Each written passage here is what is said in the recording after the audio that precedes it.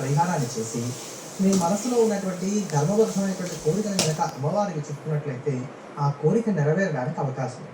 అంత కష్టమైనటువంటి పని కూడా ఇందులో ఏం లేదండి. ఒక 20 నిమిషాల పాటు పట్టేటువంటి పరిహారం అంతే.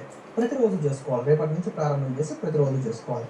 ఇది ఉదయం అయినా చేయొచ్చు ఈ పరిహారం, సాయంత్రం అయినా చేయొచ్చు ఈ పరిహారం. ఈ 9 రోజుల్లో కూడా మీరు చేయవలసిందల్లా ఏంటంటే కనుక మొదటి రోజు కాస్త బియ్యం తీసుకొని దాంట్లో పసుపు కుంకుమ వేసి ఆ బియ్యాన్ని కలిపేయండి. దాన్ని అక్షతల్లాగా తయారు చేసుకోండి. కుంకుమలో పసుపులో ఎక్కడ నూనె లాంటివి మాత్రం ముందు వేసి పొడి కానీ తయారు చేసేసుకొని ఒక పిడికలు అనుకోండి.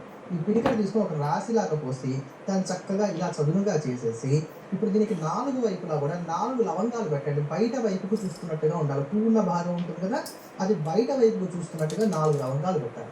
మధ్యలో ఒక లవంగం, అది ఎలా అయినా పర్వాలి. మధ్యలో ఒక లవంగం పెట్టి దీని మీద దీపపు కుంది కానీ మట్టి ప్రమిద కానీ నుంచి దీపారాధన చేయాలి. ఇప్పుడు ఈ దీపం వెలుగుతున్నంతసేపు చక్కగా అక్కడ కూర్చొని ఓం హ్రీం దుం దుర్గాయే నమః, ఓం హ్రీం దుం దుర్గాయే నమః, ఓం హ్రీం దుం దుర్గాయే నమః అంటూ 1000 సార్లు జపం చేయండి. దాని తర్వాత హనుమాన్ చాలీసా ఒకసారి పారాయణ చేయాలి. ఆ రోజుకి అయిపోయింది.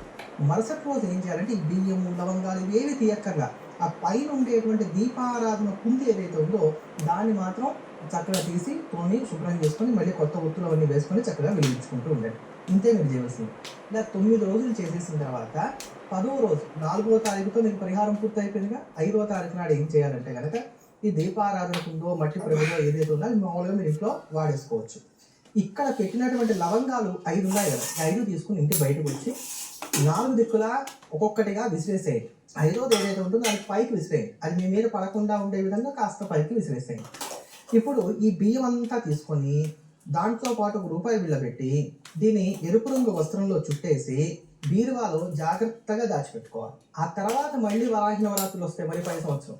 అప్పుడు ఈ బియ్యాన్ని బయటకు తీసి ఈ బియ్యము ఆ యొక్క జాకెట్ ముక్కో లేకపోతే ఎరుపు రంగు వస్త్రం ఏదైతే చుట్టామో దాన్ని తీసుకొని చెట్టు మొదట్లో వేసేసేయండి. ఆ ₹1 బిళ్ళ మీరు చక్కగా వాడేసుకోవచ్చు. ఇంతే పరిహారం. గురుగారు, వారాహి నవరాత్రుల్లో కోరిక నెరవేరడానికి ఎటువంటి పరిహారాన్ని పాటించాలో తెలియజేసినందుకు ధన్యవాదాలండి.